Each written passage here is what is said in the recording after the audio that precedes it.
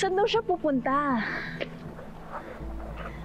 Kanina pa ako nag-check ng mga post niya sa social media. Wala talaga siyang post kahit ano. Asan kaya yun?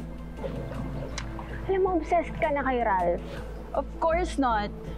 Obsessed. Anong hindi? Eh, habol na habol ka nga sa kanya eh. Mawala lang siya sa paningin mo, hindi ka na mapakali dyan. Pinoprotektahan ko lang ang akin, okay? Dahil akin lang si Ralph.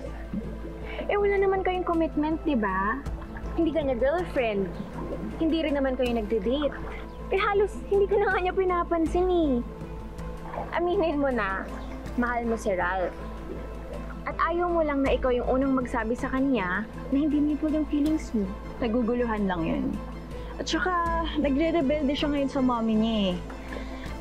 I'm sure one day may realize niya talaga na ako lang ang babae para sa kanya.